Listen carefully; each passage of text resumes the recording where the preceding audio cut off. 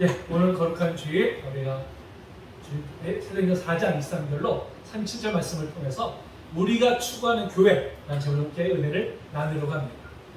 자, 지난주 함께 나눴던 말씀 다시 한번 또 되새겨 보도록 하겠습니다. 자, 예수의 부활을 증언했다는 이유로 재판장에 서게 된 그 사도들을 향해서 대제사장들은 이제 협박을 하죠. 다시는 그 이름으로 말하지도 말고 가르치지도 말라고 이제 이렇게 위협을 가합니다. 사도들은 그에 결코 굴하지 않았죠.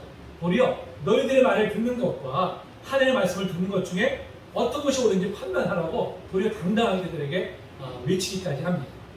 또 사도들이 재판을 받던 바로 그 자리에는 40년 동안 일어서지 못했다가 부활해서 예수님의 권능을 일어서게 된 바로 그 사람이 증인으로 사도들 곁에 함께 서 있었습니다. 이 사람도 혹시 정말 불이익을 받을 수 있는 그런 상황이었지만 담대히 증인으로 함께 섰던 것이죠. 아멘. 자, 이렇게 사도들과 이 병난 사람이 죽음의 위험 앞에서도 담대할 수 있었던 것, 그것은 바로 부활하신 예수님을 만나고 그리고 성령 충만함을 입었기 때문입니다. 아멘. 부활신앙은 이처럼 우리가 현재 주어진 삶에서 능력으로 살아내는 것입니다. 아멘. 이를 위해서 우리는 항상 성령 충만을 받기 위해서 힘을 써야 할 줄로 믿습니다. 아멘. 자, 오늘 우리가 읽은 본문은 이제 그의 이야기죠. 자, 이렇게 대제사장 일파 앞에서 당당하게 복음을 전했던 사도들, 이제 자신들의 타락에 기다리고 있던 공동체의 성도에게로 곧장 향합니다.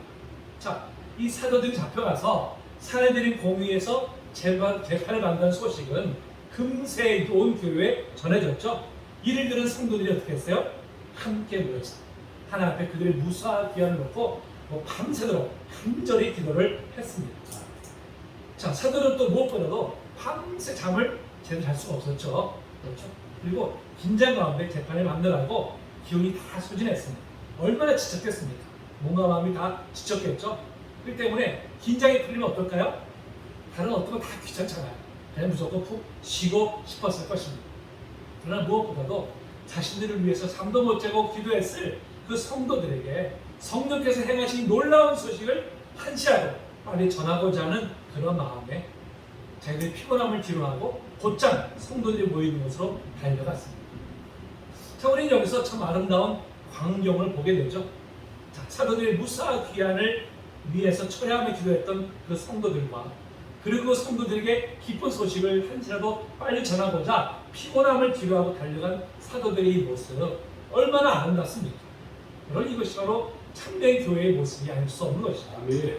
사실 서로가 혈육도 아니고요, 이해가 얽혀있는 그런 관계도 아니지만 서로를 위해서 헌신하며 배려하는 이러한 모습, 그것은 교회에서만 볼 수 있는 정말 아름다운 모습이 아닐 수가 없습니다. 아멘. 여러분, 우리가 추구하는 교회가 바로 정말 이러한 관계에 이루어지는 교회, 아멘. 바로 우리가 추구하는 교회가 아니겠습니까? 아멘.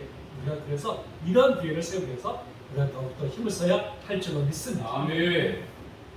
자, 이렇게 풀려나오자마자 한 걸음에 달려온 사도들은 성도들에게 그간 있었던 일들이 간증을 하죠.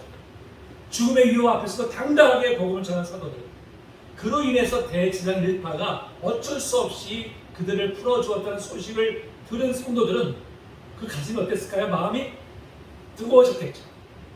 엄청 뜨거워졌을 것입니다. 그럼 이 모든 일이 바로 부활하신 예수님께서 성령으로 함께 하셨기 때문임을 깨달았죠.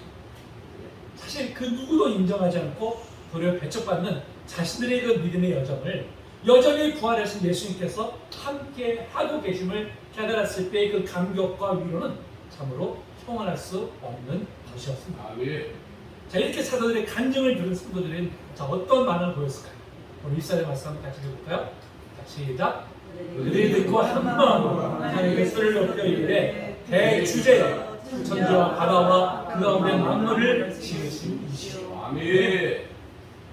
성도들은 감격에 겨워서 한 마음으로 하나님께 소리를 높여 기도했습니다. 이 기도는 사실 간굴하게 하기보다는 찬양의 성격을 띠고 있죠. 이렇게 죽음의 위협 앞에서도 담대히 복음을 전하게 하신 하나님을 높여 드린 것입니다. 아멘. 여전히 자신들과 함께 하시는 하나님을 소리를 높여 찬양한 것이죠. 자, 어떻게 찬양했을까요? 자, 먼저 하나님을 뭐라고 부릅니까? 하나님을 대주제요. 대주제. 대주제는 소유자, 절대 군주 이런 뜻을 갖고 있습니다. 바로 하나님이 온 우주의 통치자 되심을 고백하는 것입니다. 아멘. 여러분 당시에 온 세계를 다스리는 자가 누구예요? 로마 황제입니다. 로마 황제가 온 세상을 통치하고 있었어요. 그리고 그들에 붙어서 권력을 향유하고 있던 대제사장 일파가 모든 것을 좌지우지하는 시대였습니다. 심지어 자기 생명까지도 그들은 좌지우지했었어요. 그렇기 때문에 모두가 그들 앞에는 무릎을 꿇을 수밖에 없었던 것이죠. 그럼에도 하나님을 대주제라고 부르는 것은 바로 이 세상을 다스리는 분은 눈에 보이는 황제나 권력자들이 아니라 비록 눈에 보이지는 않지만 바로 여호와 하나님이심을 아멘. 믿음으로 고백한 것입니다. 아멘. 사실 세상은 눈에 보이는 것이 다라고 생각합니다. 그래서 눈에 보이는 것에 매달립니다. 그러니까 눈에 보이지 않는 것은 실제하지 않는다고 여기기 때문에 아예 부정해버리고 말죠. 그러나 여러분, 영안에 열린 사람은 육의 눈으로 보이는 것 뒤에 실제가 있음을 알고 있습니다. 그 실제의 근원이 누구십니까? 하나님이시죠. 하나님이 그 실제의 근원이시기 때문에 그래서 하나님을 대주제라 고백을 하는 것입니다. 아멘. 자, 무엇보다 하나님이 대주제이심을 믿는 근거가 어디 있을까요? 바로 하나님은 온 우주를 친히 지으셨기 때문이죠. 아멘. 자, 성경 그 첫머리에 하나님이 창조주심을 선포함으로 시작되고 있습니다. 자, 읽어봅니다. 시작. 주 하나님이 천지를 창조하십니다. 만물이 그로 말미암아 지은 바 되었으니 지은 것이 하나도 그가 없이는 된 것이 없느니라. 아멘.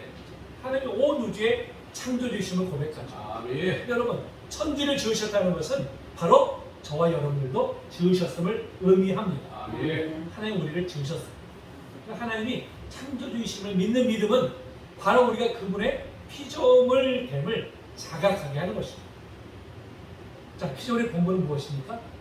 피조물의 본분은 자신을 지으신 창조 하나님께 절대 복종하는 것입니다. 아멘. 하나님의 말씀을 절대 복종해야 될 삶의 법칙으로 받아들이는 것입니다.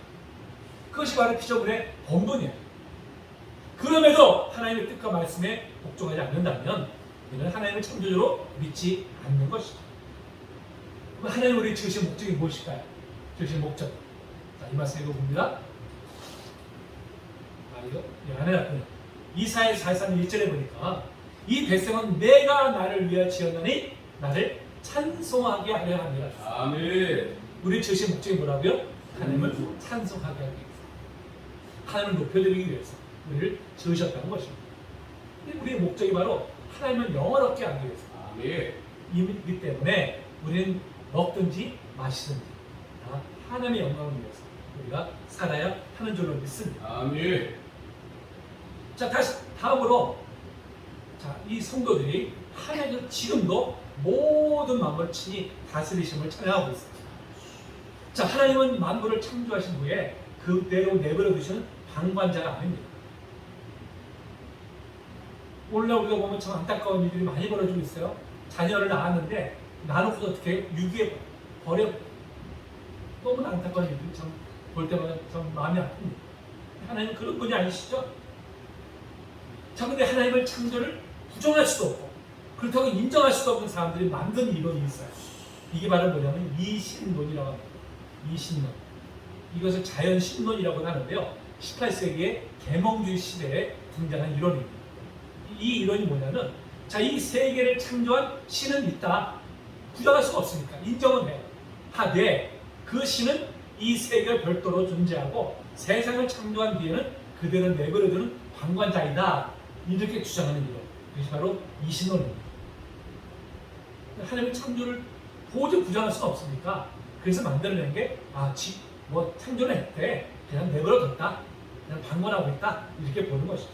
그에 따라서 계시도 없고 기적도 없고 섭리 또한 없다고 보는 관점이죠.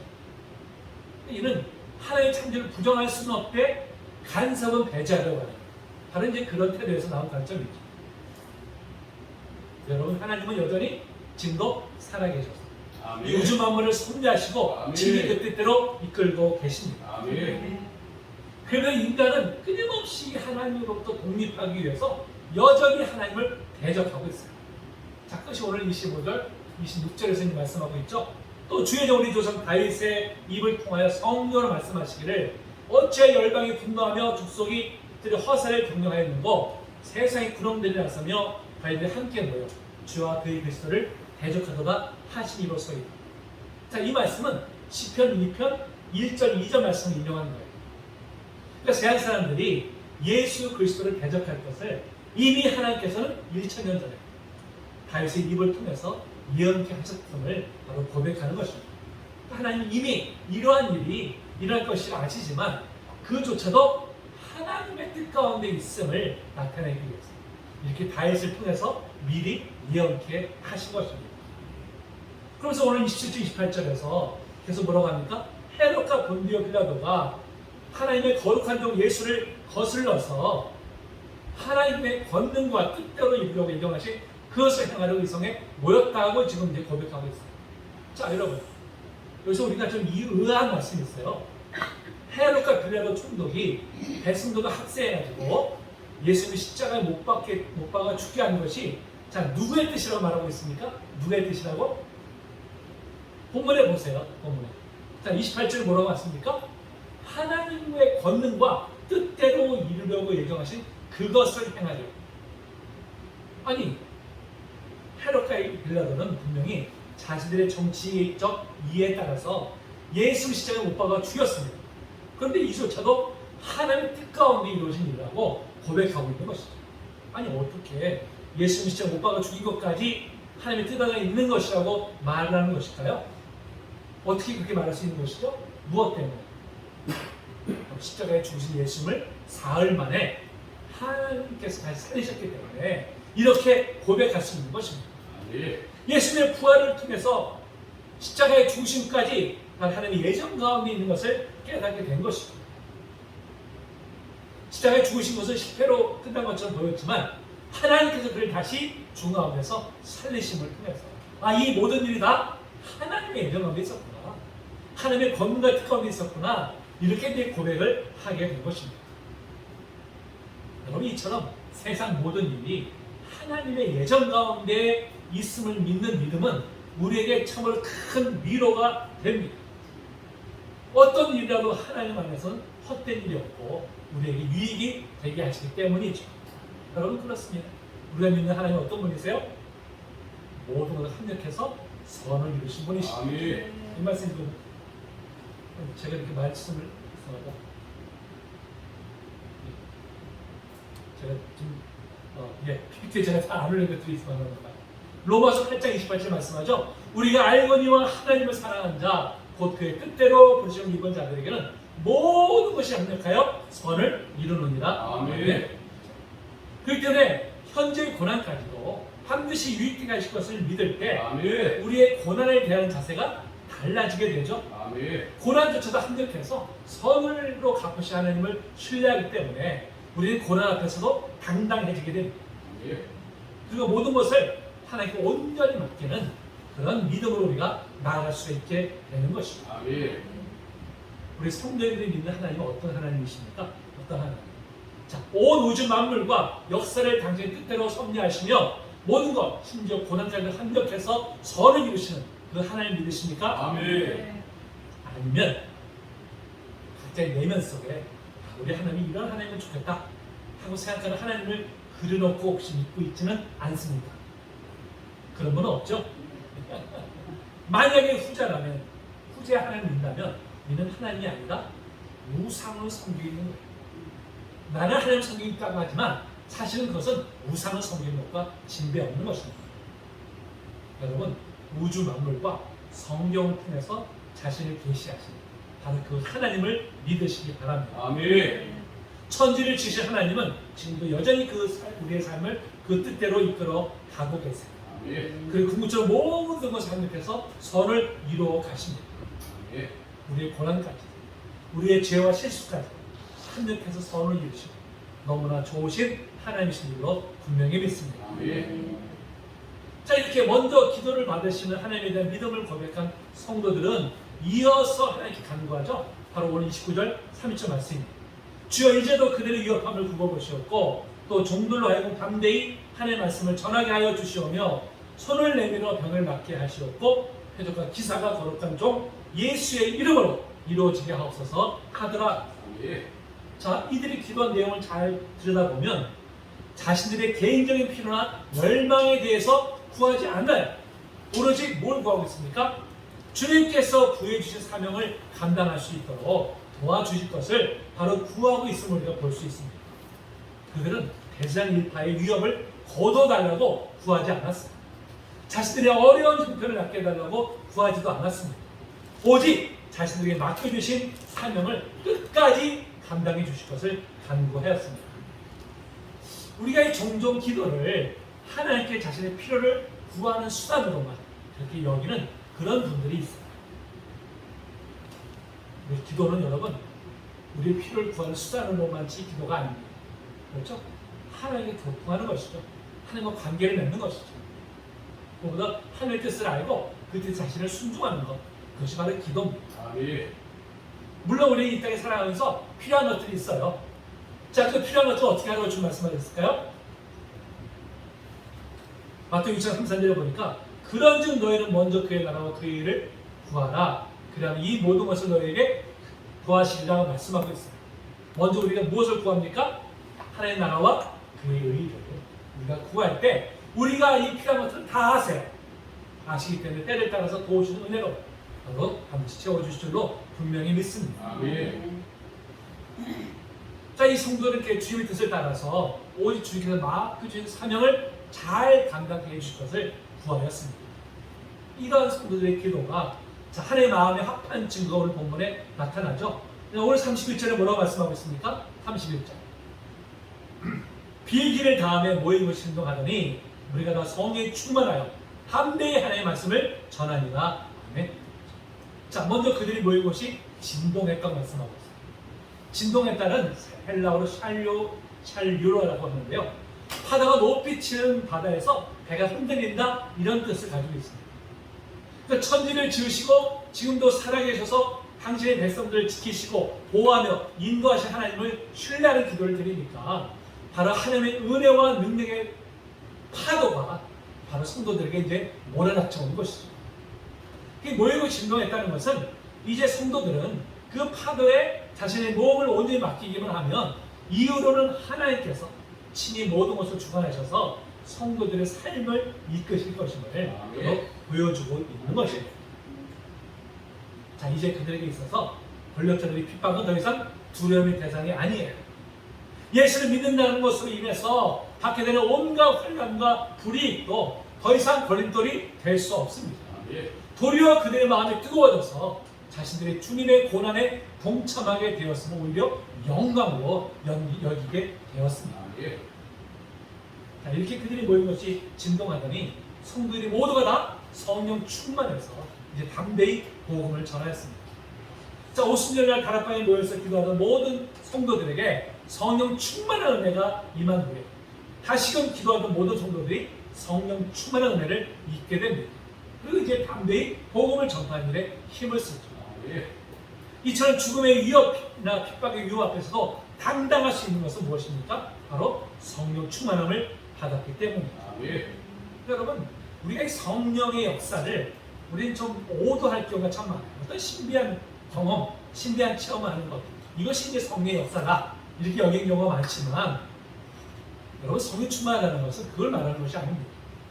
성령 충만한 건 무엇일까요? 바로 주님과 우리가 온전히 연합해서 주님을 전적으로 의지하며 그 주님의 능력으로 주의 일을 감당하는 것입니다. 바로 그것이 성령 충만한 거예요. 그래서 우리 몸에도 성령 충만하게 우리 힘을 써야 되죠. 그럴 때 우리가 삶에서 주의 능력으로 담대히 우리가 복음을 전하게 될 줄로 믿습니다. 자, 이렇게 성령 충만을 받은 초대교회 안에서 정말 놀라운 일이 일어나죠. 사도행전 4장 32절을 보니까 믿는 무리가 한 마음과 한 뜻이 되어서 모든 물건을 서로 통용하고 자기 재물을 조금이라도 자기 것을 하는 이가 하나도 없더라고 말씀하고 있습니다. 자, 성도들 모두가 다 자기 재물을 자기 것으로 여기지 않고 유무상통하는 그런 일이 일어난 것이죠. 자, 근데 이 일은 이미 사도행전 2장 44절 45절에서 언급된 일입니다. 그러면 다시금 여기서 이를 언급한 것은 이것이야말로 초대교회 성도들이 성령 충만함을 받은 증표가 되기 때문이죠. 아멘. 자, 자기 재물을 자기 것으로 여기지 않으면 뭐예요? 뭘 의미하는 것입니까? 이제 성도들이 재물의 노예에서 해방되었음을 보여주는 것이죠. 주님이 일찍이 우리에게 두 주인을 섬기지 못한다고 말씀하셨습니다.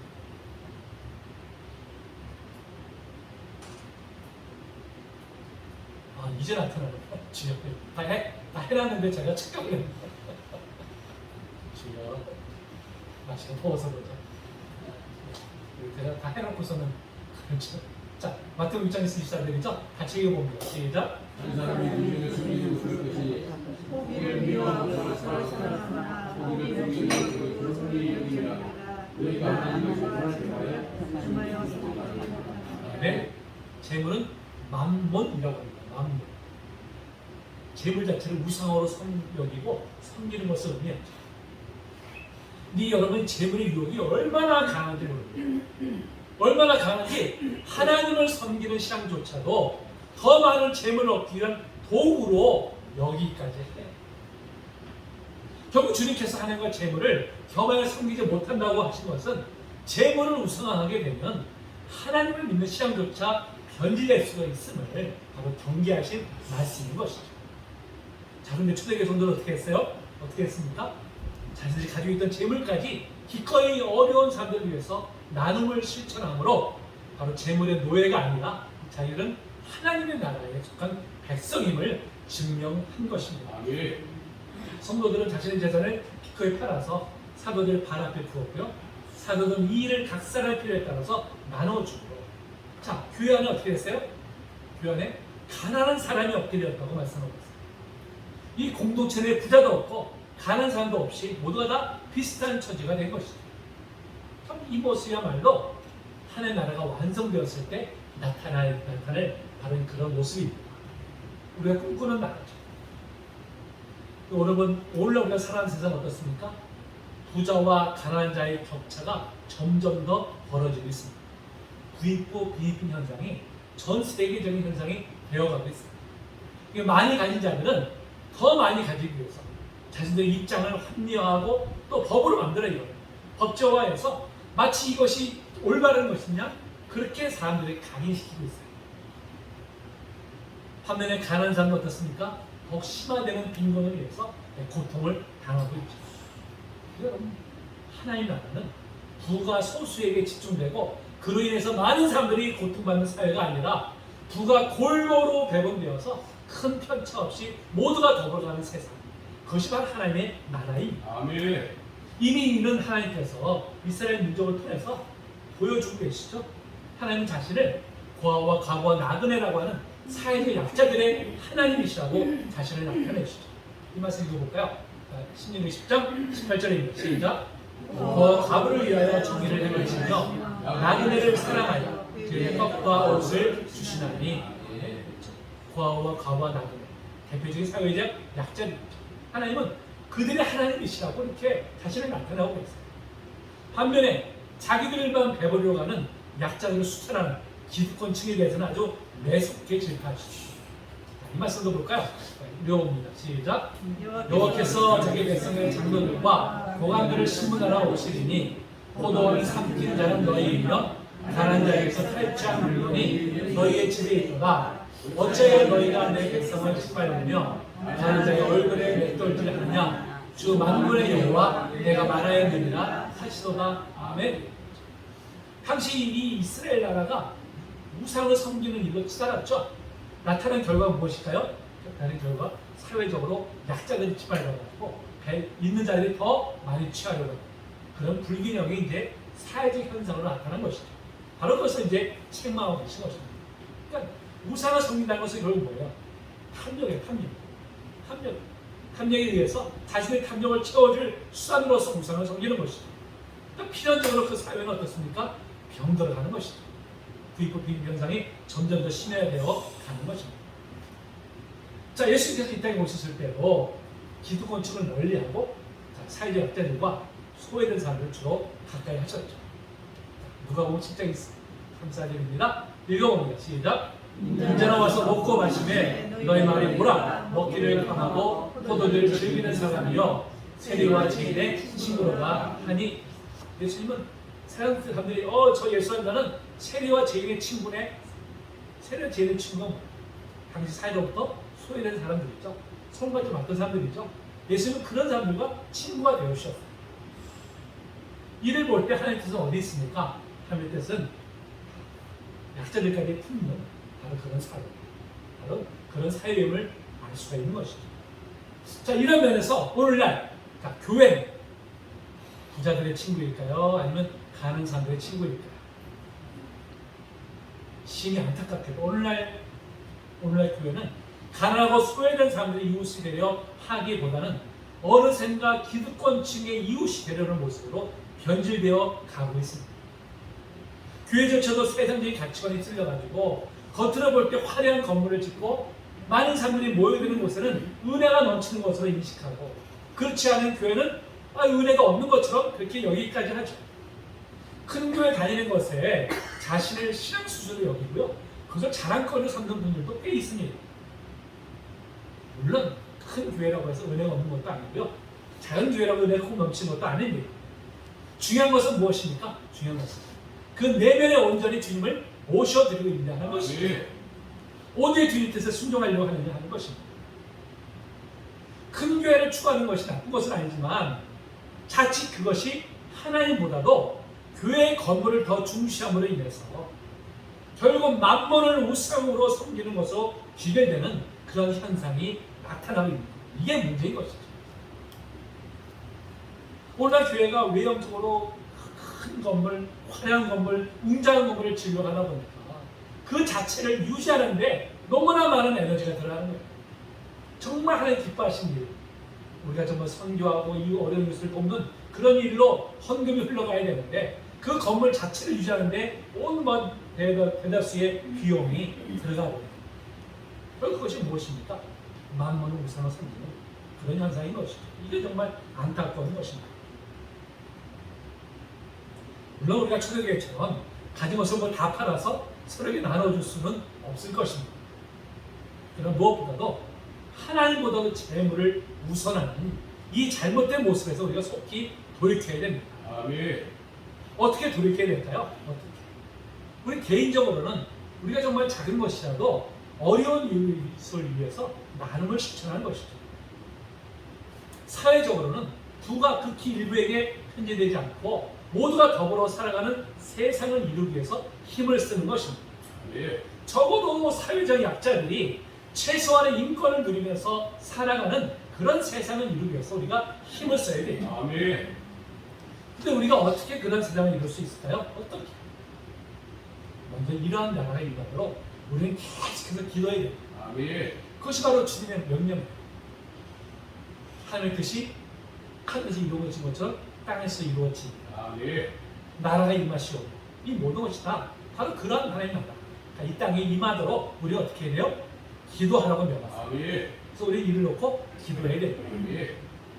그리고 우리에게 주어진 권리가 있잖아요. 참정권이 바로 선거죠.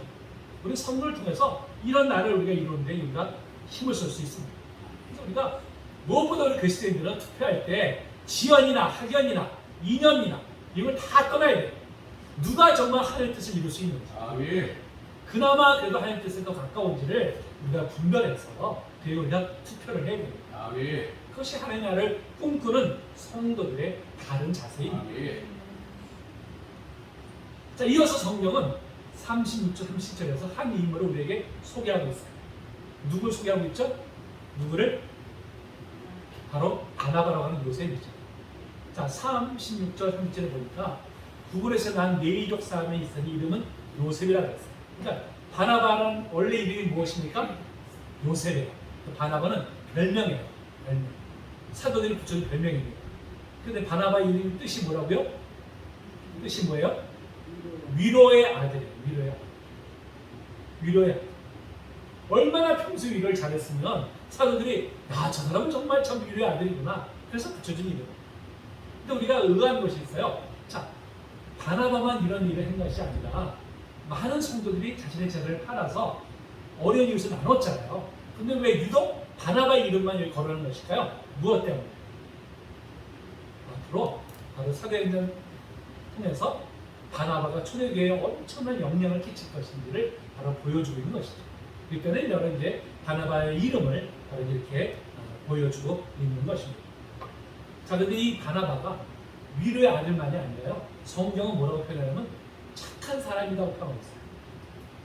자, 한번 읽어볼까요? 시작. 바나바는 착한 사람이요 성령과 믿음이 충만한 사람이라 이에 큰 무리가 주께 거하여 지더라. 아멘.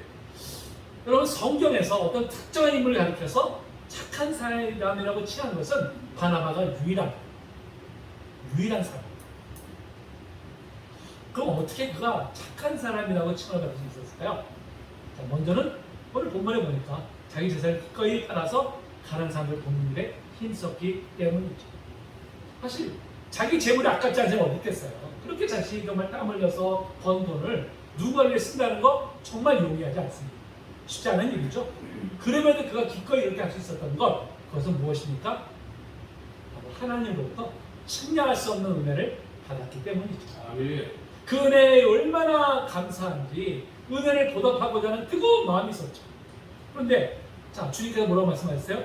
가난한 자에게 한 것이고 나에게 한 것이다. 이 말씀을 그가 들었기 때문에 그 말씀을 따라서 구제에 힘을 썼던 것이죠. 또한 바나바는 참으로 겸손한 사람이었습니다. 자, 이 말씀 읽어볼까요? 시작. 안디옥에 데리고 와서 우리 교회에 일하고 있는 저희들이 안디옥에서 비로소 그리스도인의 일컬음을 받게 되었더라. 아멘. 이 안디옥 교회는요, 바나바가 세운 교회입니다. 그런데 큰 부흥을 맡게 돼요. 큰 부흥. 자, 그런데도 자신이 혼자 교회를 담임하기보다는 자신보다 능력이 뛰어나다고 여긴 그 바울과 함께 동역하게 되면 더 큰 은혜가 임할 것이다. 더 이 교회가 부흥하게 될 것이다. 이런 판단하게 되죠. 그래서 지체 없이 이웃인 다소에 가서 바울을 찾아서 데려와 그리고 함께 동역을 하게 됩니다. 여러분, 이게 정말 어려운 일이에요. 그렇죠? 내가 세운 교회인데 내가 높임 받아야지. 내 뜻대로 막 하고 싶을 욕망은 다 있을 텐데 그럼에도 불구하고 자기를 내려놓고 바울을 데려와 동역한다는 것, 이건 정말 보통 겸손한 사람이 아니면 못하는 일이죠. 이로 인해서 안디옥 교회가 좀 든든히 서하게 되었고요. 교회 역사상 처음으로 선교사를 파송합니다. 그런 교회라는 아름다운 칭호를 얻게 되었습니다. 아멘. 자, 그러나 무엇보다도 바나바가 착한 사람이라고 인정받을 수 있었던 것은 바로 그가 성령과 믿음이 충만한 사람이었기 때문입니다. 아멘. 그러니까 바나바가 착한 사람을 인정받을 수 있었던 것은 전적으로 성령의 역사예요. 그 바나바 삶 속에서 하나님 뜻에 순종하자 열망을 가졌을 때 성령께서 역사하심으로 이런 아름다운 성품의 열매를 맺게 하셨고요. 아멘. 이로써 많은 사람들의 본이 되는 그런 인물이 될 수 있었습니다. 아멘. 여러분, 우리도 또한 성령께서 역사하실 때 우리 삶 속에서 아름다운 열매를 풍성하게 맺게 될 것입니다. 아멘. 우리 그래서 무엇보다 우리는 어떻게 해야 돼요? 성령을 더욱 의지해야겠죠. 아멘. 여러분, 우리 삶의 목적이 무엇입니까? 우리 신앙의 목표가 무엇일까요? 바로 좀 바나바처럼 이렇게 정말 선한 영향을 끼칠 수 있는 인물, 그런 인물이 되고자 하는 것, 바로 그것이 우리의 신앙의 목표가 되어야겠죠. 저는 성경에 많은 인물이 나타나지만요, 제가 가장 본받고 싶은 인물이 바로 바나바예요. 바나바. 그렇게 드러나지 않으면서도 겸손하게 섬김을 통해서 하나님 나라를 이루어가는 이 모습이 저는 정말 참 본받고 싶습니다. 아멘. 제가 제 신앙의 목표예요. 바나바 전쟁입니다. 그것이 우리 모두가 저는 이런 인물이 되기를 소망합니다. 아멘. 자, 이 말씀 마칠 텐데요. 자, 초대교회 성도는 온갖 위협에 굴하지 아니하고 성령 충만함으로 담대히 복음을 전했습니다. 어려움 중에도 자기 유익을 구하지 아니하고 오직 하나님 나라와 그 위에 의를 위해서 간구했습니다. 아멘. 기도할 뿐만 아니라 자기 가진 것을 힘든 이웃을 위해서 기꺼이 나눔으로 하나님 나라를 실천했습니다. 자, 이런 모습이야말로 정말 가장 바람직한 교회의 모습이 바로 우리가 추구해야 될 바로 교회의 모습인 줄로 믿습니다. 아멘. 여러분, 우리는 그래서 이런 교회의 모습, 우리 교회가 나아가기를 소망합니다. 아멘. 우리가 이렇게 기도하면서 우리가 성령을 의지하고 우리 교회가 이런 아름다운 교회로, 그래서 우리가 많은 사람들에게 선한 영향을 끼칠 수 있는 그런 교회로 세워지게 될 줄로 믿습니다. 아멘.